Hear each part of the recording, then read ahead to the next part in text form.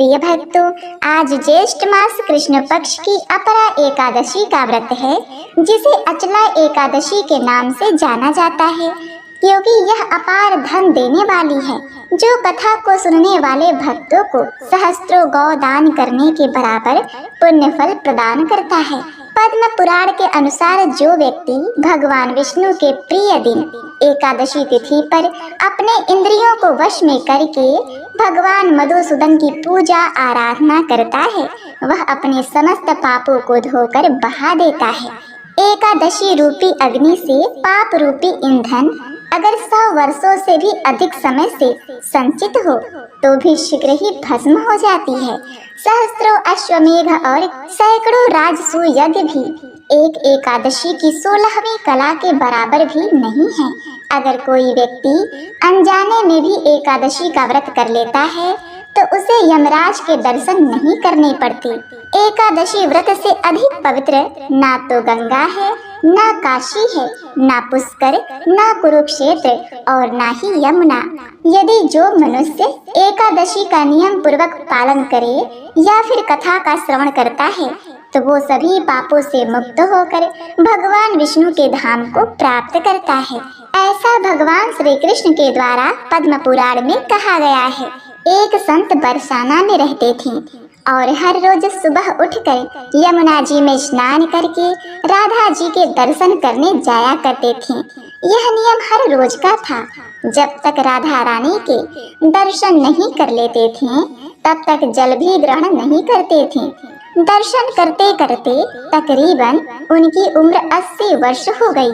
आज सुबह एकादशी के दिन उठकर रोज की तरह उठे और यमुना जी में स्नान किया और राधा रानी के दर्शन को चले गए। मंदिर के पट खुले और राधा रानी के दर्शन करने लगे। दर्शन करते करते संत के मन में भाव आया कि मुझे राधा रानी के दर्शन करते करते आज 80 वर्ष हो गए हैं, लेकिन मैंने आज तक राधा रानी को कोई भी वस्त्र नहीं चढ़ाया। लोग राधा रानी के लिए कोई नारियल लाता है, कोई चुनरी लाता है, कोई चूड़ी लाता है, कोई बिंदी लाता है, कोई साड़ी लाता है, कोई लहंगा चुनरिया लाता है, लेकिन मैंने तो आज तक कुछ भी नहीं चढ़ाया। प्रिय भक्तों, यह विचार संत जी के मन में आया कि जब सभी मेरी राधा रानी के लिए कुछ न कुछ लाते हैं तो मैं भी अपनी राधा रानी के लिए कुछ न कुछ लेकर जरूर आऊंगा, लेकिन क्या लाऊं जिससे मेरी राधा रानी खुश हो जाए। तो संत जी यह सोचकर अपनी कुटिया में आ गए। सारी रात सोचते सोचते सुबह हो गई। उठे और उठकर स्नान किया। आज अपनी कुटिया में ही राधा रानी के दर्शन पूजन किए। दर्शन के बाद बाजार में जाकर सबसे सुंदर वाला लहंगा चुनरिया का कपड़ा लाएं और अपनी कुटिया में आकर के अपने ही हाथों से लहंगा और चुनरिया को सीलें और सुंदर से सुंदर उस लहंगा चुनरिया में गोटा लगाएं। जब पूरी तरह से लहंगा चुनरिया तैयार कर लिया तो मन में सोचा, इस लहंगा चुनरिया को अपनी राधा रानी को पहनाऊंगा तो वह बहुत ही सुंदर लगेंगी। यह सोच करके आज संत जी उस लहंगा चुनरी को लेकर राधा रानी के मंदिर में चले। मंदिर की सीढ़ियां चढ़ने लगे और अपने मन में सोच रहे हैं, आज मेरे हाथों के बनाए हुए लहंगा चुनरिया राधा रानी को पहनाऊंगा तो मेरी लाडली बहुत सुंदर लगेंगी। यह सोच कर वे जा रहे हैं। इतने में एक बरसाना की लड़की लाली आई और बाबा से कहती है, बाबा आज बहुत ही खुश हो, क्या बात है, बताओ बाबा। तो बाबा ने कहा कि लाली आज मैं बहुत खुश हूँ। आज मैं अपने हाथों से राधा रानी के लिए लहंगा चुनरिया बनाकर लाया हूँ। इस लहंगा चुनरिया को राधा रानी जी को पहनाऊंगा और मेरी राधा रानी बहुत सुंदर लगेंगी। उस लाली ने कहा, बाबा मुझे भी दिखाओ ना, आपने लहंगा चुनरी कैसे बनाई है। अब बाबा ने उस छोटी सी लड़की को लहंगा चुनरी दिखाया। लहंगा चुनरी देखकर वो लड़की बोली, अरे बाबा राधा रानी के पास तो बहुत सारी पोशाक है, तो ये मुझे दे दो ना। तो महात्मा जी बोले, कि देखो बेटी, तुमको मैं दूसरी बाजार से दिलवा दूंगा। ये तो मैं अपने हाथ से बनाकर राधा रानी के लिए लेकर जा रहा हूँ। तुमको और दूसरा दिलवा दूंगा। प्रिय भक्तगणों, लेकिन उस छोटी सी बालिका ने उस महात्मा का दुपट्टा पकड़ लिया और कहा, बाबा ये मुझे दे दो। पर संत जी भी जिद करने लगे कि दूसरी दिलवा दूंगा, ये नहीं दूंगा। लेकिन वो बच्ची भी इतनी तेज थी कि संत के हाथ से लहंगा चुनरी को छीन कर भाग गई। अब तो बाबा को बहुत ही दुख लगा कि मैंने आज तक राधा रानी को कुछ नहीं चढ़ाया, लेकिन जब लेकर आया तो लाली लेकर भाग गई। मेरा तो जीवन ही खराब है। संत उसी सीढ़ियों में बैठकर रोने लगे। इतने में कुछ संत वहां आए और पूछा, क्या बात है बाबा, आप क्यों रो रहे हैं? तो बाबा ने उन संतों को पूरी बात बताई।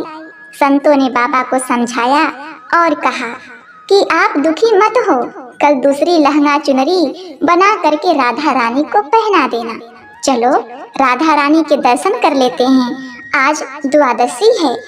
इस प्रकार संतों ने बाबा को समझाया और राधा रानी के दर्शन को लेकर चले गए। अब संत जी का रोना तो बंद हुआ, लेकिन मन खराब था, क्योंकि कामना पूरी नहीं हुई ना। तो अनमने मन से राधा रानी का दर्शन करने संत जी जा रहे थे और मन में ये सोच रहे थे कि मुझे लगता है कि किशोरी जी की इच्छा नहीं थी। शायद राधा रानी मेरे हाथों से बनी पोशाक पहनना ही नहीं चाहती थी। ऐसा सोचकर बड़े दुखी होकर वे जा रहे हैं। मंदिर आकर राधा रानी के पट खुलने का इंतजार करने लगे। थोड़ी ही देर में मंदिर के पट खुले तो बाकी संतों ने कहा, बाबा देखो तो, आज हमारी राधा रानी बहुत ही सुंदर लग रही हैं। संतों की बात सुनकर जैसे ही बाबा ने अपना सिर उठाकर देखा तो जो लहंगा चुनरिया बाबा ने अपने हाथों से बनाकर लाए थे वही आज राधा रानी ने पहना था। बाबा बहुत ही खुश हो गए। राधा रानी से कहा, हे राधा रानी, आपको इतना भी सब्र न रहा? आप मेरे हाथों से मंदिर की सीढ़ियों से लेकर भाग गए। ऐसा क्यों? सर्वेश्वरी श्री राधा जी ने अंतर मन में कहा, बाबा आपके भाव को देखकर मुझसे रहा नहीं गया, और ये केवल पोशाक नहीं है, इसमें आपका प्रेम है। इसीलिए तो मैं खुद ही आकर के आपसे लहंगा चुनरिया छीन कर भाग गई थी। प्रिय भक्तों, इतना सुनकर के बाबा भाव विभोर हो गए और बाबा उसी समय किशोरी जी का धन्यवाद किया। ऐसे ही बड़े सुख पूर्वक बाबा का जीवन बीतने लगा। एक बार बरसाना और उसके आसपास के इलाकों में भीषण अकाल पड़ा। वहां रहने वाले लोगों और साधु संतों को भोजन की बहुत दिक्कत आने लगी। अकाल के कारण चारों ओर हाहाकार मच गया। अकाल के कारण लोगों को उस गांव से पलायन करना पड़ा। अब संत तो काफी बूढ़े हो चुके थे। उन्हें भिक्षा में जो मिलता उसे पहले राधा रानी को भोग लगाकर ही स्वयं भोजन ग्रहण करते और फिर हरे कृष्ण महामंत्र का जाप करते। अब अकाल के कारण भिक्षा मिलना भी बंद हो गया और उनकी कोठरी में पड़ा सामान भी समाप्त हो गया। परिस्थितियों से विवश होकर उन्होंने बरसाना गांव छोड़ने का मन बना लिया। नेत्रों से अश्रु बहाते हुए और राधा रानी से क्षमा की याचना करने लगे कि श्री जी, मुझे क्षमा करना, मुझे परिस्थितियों के वश यह गांव छोड़कर जाना पड़ रहा है। उनकी करुण पुकार सुनकर एक सुंदर सी व्रज कन्या वहां आई और पूछने लगी, बाबा कहाँ जा रहे हो? संत ने उदास स्वर में कहा, यहाँ पर अकाल के कारण भिक्षा नहीं प्राप्त हो रहा है, इसीलिए इस पेट की भूख शांत करने के लिए यहाँ से पलायन करने का मन बना लिया है। ब्रज कन्या कहने लगी, बाबा आज मेरे घर भिक्षा लेने आना। मेरी मैया हर रोज भिक्षा देने के लिए भोजन निकालती हैं। संत कहने लगे, पुत्री मैं नहीं जानता कि तुम्हारा घर कहाँ है। व्रज कन्या बोली, मैं वैद्य श्रीधर की पुत्री राधा हूँ। आप वहाँ जाकर कहना कि जो आले में भोजन पड़ा है वह मुझे भिक्षा में दे दो। संत जी व्रज कन्या के बताए पते पर वैद्य जी के घर पहुंचकर भिक्षा के लिए आवाज लगाई। वैद्य जी बाहर आए और कहने लगे, बाबा आज तो हमने भिक्षा नहीं निकाली। संत ने उन्हें बताया कि मुझे आपकी पुत्री राधा ने भेजा है। उसने कहा था कि माँ ने आले में भोजन रखा है। वैद्य जी ने आश्चर्य से संत जी को बताया, मेरी पुत्री राधा की मृत्यु कई साल पहले हो गई थी। वैद्य जी ने संत के कहने पर आले में देखा तो वहाँ भांति भांति के भोजन रखे थे। वैद्य जी की पत्नी कहने लगी, मैंने तो कभी भी यहाँ पर भोजन नहीं रखा। वैद्य जी जान गए कि यह श्री राधा रानी की कृपा है। वैद्य जी ने बड़े चाव और प्रेम से संत जी को भोजन कराया। वैद्य जी कहने लगे, बाबा आप प्रतिदिन यहाँ से भोजन ले जाना। राधा रानी की कृपा से संत जी के प्रतिदिन के खाने का इंतजाम हो गया। तभी तो कहते हैं कि बड़ी करुणामयी है राधा रानी। वह अपने भक्तों और संतों का सदैव ख्याल रखती हैं। तो प्रेम से बोलिए, श्री राधा रानी सरकार की जय, वृंदावन बिहारी लाल की जय। तो प्रिय भक्तों, अब आइए श्रवण करते हैं अपरा एकादशी की मुख्य कथा, जिसे सुने बिना एकादशी का व्रत अधूरा माना जाता है। और इस कथा को सुनने से भक्तों की मन चाही मुरादें पूर्ण होती हैं। तो इसे पूरा अवश्य सुने। आज फिर से युधिष्ठिर महाराज श्री कृष्ण की राह देख रहे थे। अब उन्हें अपरा एकादशी व्रत कथा को सुनने की प्रबल इच्छा हो रही थी। तभी भगवान का दिव्य रथ महल के द्वार पर आ पहुंचा, जिसमें भगवान श्री कृष्ण मानो ऐसे सुशोभित हो रहे थे जैसे करोड़ों तारों के बीच चंद्रमा। प्रिय भक्तों, कथा रूपी अमृत का श्रवण करने के लिए भाव विभोर राजा युधिष्ठिर ने उन परम भगवान श्री कृष्ण जी को प्रेम पूर्वक आसन पर बिठाए और श्री कृष्ण जी के चरणों को धोकर चरणा अमृत ग्रहण करने के बाद उन्होंने भगवान से कहा कि हे दीनों के दुख को दूर करने वाले, हे मधुसूदन, कृपा कर ज्येष्ठ मास के कृष्ण पक्ष की एकादशी व्रत का नाम क्या है? साथ ही इस व्रत की दिव्य महिमा से भी मुझे अवगत कराइए। भगवान श्री कृष्ण कहने लगे, हे राजन, यह एकादशी अचला तथा अपरा दो नामों से जानी जाती है। पुराणों के अनुसार ज्येष्ठ कृष्ण पक्ष की एकादशी अपरा एकादशी है, क्योंकि यह अपार धन देने वाली है। जो मनुष्य इस व्रत को करते हैं वे संसार में प्रसिद्ध हो जाते हैं। इस दिन भगवान विष्णु के स्वरूप त्रिविक्रम की पूजा की जाती है। अपरा एकादशी का व्रत करने से मनुष्य स्वर्ग को प्राप्त करता है। जो मनुष्य गुरु से शिक्षा ग्रहण करते हैं फिर उनकी निंदा करते हैं, वे अवश्य नरक में पड़ते हैं। मगर अपरा एकादशी का व्रत करने से वे भी इस पाप से मुक्त हो जाते हैं। जो फल तीनों पुष्कर में कार्तिक पूर्णिमा को स्नान करने से या गंगा तट पर पितरों को पिंड दान करने से प्राप्त होता है, वही अपरा एकादशी का व्रत करने से प्राप्त होता है। मकर के सूर्य में प्रयागराज के स्नान से, शिवरात्रि का व्रत करने से, सिंह राशि के बृहस्पति में गोमती नदी के स्नान से, कुंभ में केदार के दर्शन या बद्रीनाथ के दर्शन, सूर्य ग्रहण में कुरुक्षेत्र के स्नान से, स्वर्ण दान करने से अथवा गौदान से जो फल मिलता है वही फल अपरा एकादशी के व्रत से मिलता है। यह व्रत पाप रूपी वृक्ष को काटने के लिए कुल्हाड़ी है, पाप रूपी ईंधन को जलाने के लिए अग्नि, पाप रूपी अंधकार को मिटाने के लिए सूर्य के समान है, मृगों को मारने के लिए सिंह के समान है। अतः मनुष्य को पापों से डरते हुए इस व्रत को अवश्य करना चाहिए। अपरा एकादशी का व्रत तथा भगवान का पूजन करने से मनुष्य सब पापों से छूटकर विष्णु लोक को जाता है। प्रिय भक्तों, भगवान श्री कृष्ण आगे कहते हैं, हे राजन, एक समय किसी राज्य में महिध्वज नाम के एक अत्यंत धर्मात्मा राजा हुआ करते थे। राजा महिध्वज जितने सदाचारी और धर्मात्मा थे, उनका छोटा भाई वज्रध्वज उतना ही अधर्मी प्रवृत्ति का था। वज्रध्वज मन ही मन अपने बड़े भाई महिध्वज से द्वेष करता था और उनकी हत्या करने के लिए षड्यंत्र रचता रहता था। एक बार पापी वज्रध्वज अवसर पाकर अपने भाई महीध्वज की हत्या कर उन्हें जंगल में फेंकवा देता है और खुद राजा बनकर राज करने लगता है। अतः हे कुंती पुत्र, इस अकाल मृत्यु के कारण राजा महीध्वज को प्रेत योनि में रहना पड़ा। वह उसी जंगल में पीपल के पेड़ पर प्रेत के रूप में रहने लगे। उनकी मृत्यु के पश्चात वज्रध्वज अपनी प्रजा पर अत्याचार और दुराचार शुरू कर देता है। साथ ही महीध्वज भी प्रेत बनकर जंगल के रास्ते से आने वाले और जाने वाले लोगों को सताने लगते हैं। लेकिन उनके द्वारा किए गए पुण्य कर्मों का फल जल्द ही उन्हें प्राप्त होता है। एक दिन अचानक धौम्य नामक ऋषि उस जंगल से गुजर रहे थे। उन्होंने देखा कि पीपल के वृक्ष पर एक प्रेत बैठा हुआ है और वह उन्हीं की तरफ देख रहा है।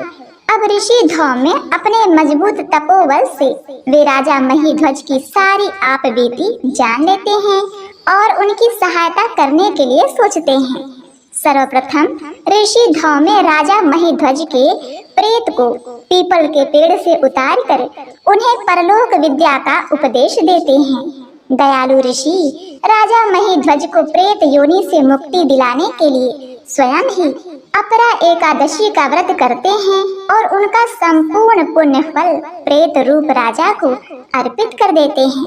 इस पुण्य के प्रभाव से राजा को प्रेत योनि से मुक्ति मिल जाती है और वह ऋषि को धन्यवाद देते हुए दिव्य देह धारण कर पुष्पक विमान में बैठकर स्वर्ग की ओर प्रस्थान करते हैं।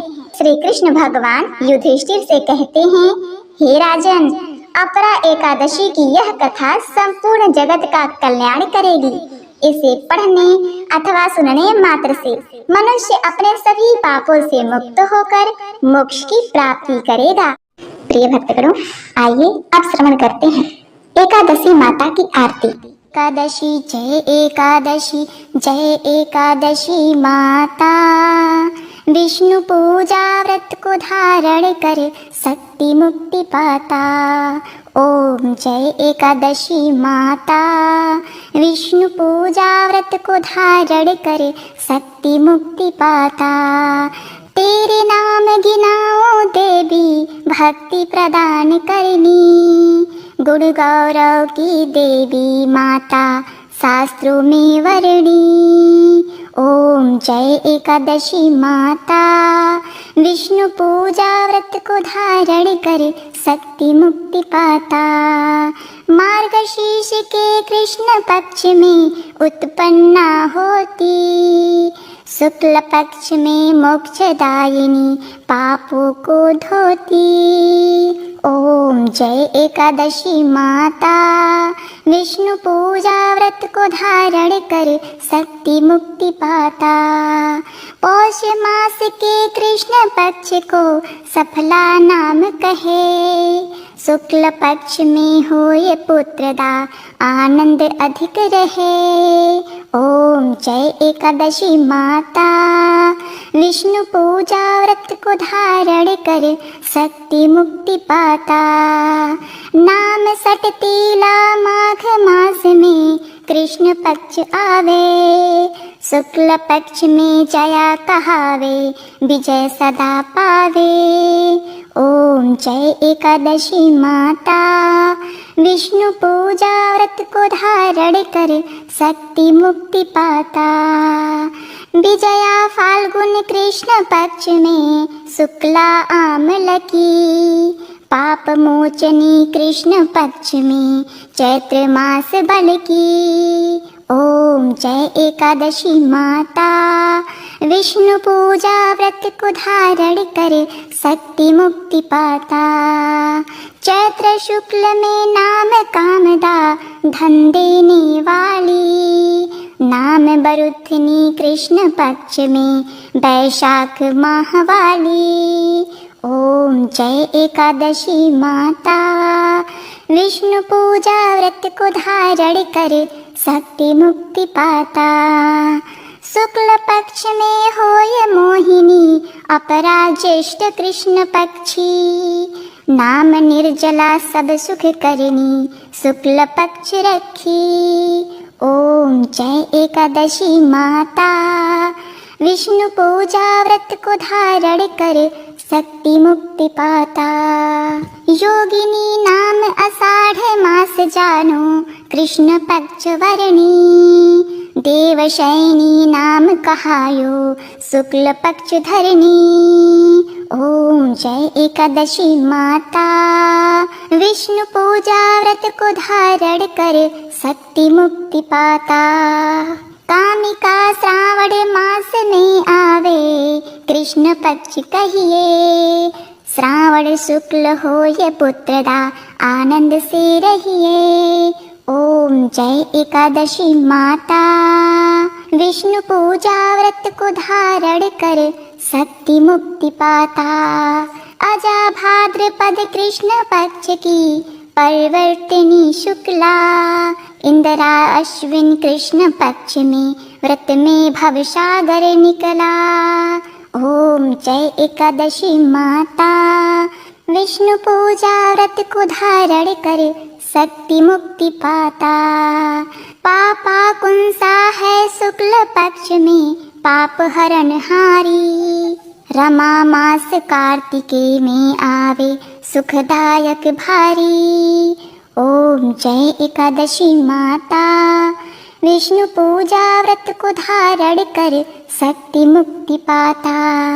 देवोत्थायनी शुक्ल पक्ष की दुख नाशक मैया।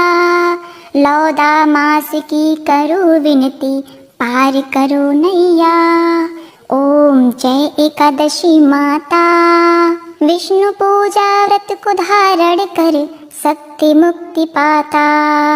शुक्ल लौद में होए पद्मिनी दुख दारिद्र हरणी। परमा कृष्ण पक्ष में होती जन मंगल करनी। ओम जय एकादशी माता। विष्णु पूजा व्रत को धारण कर शक्ति मुक्ति पाता। जो कोई आरती एकादशी की भक्ति सहित गावे। जन रघुनाथ स्वर्ग का वासा निश्चय वह पावे। ओम जय एकादशी माता। विष्णु पूजा व्रत को धारण कर शक्ति मुक्ति पाता। ओम जय एकादशी जय एकादशी जय एकादशी माता। विष्णु पूजा व्रत को धारण कर शक्ति मुक्ति पाता।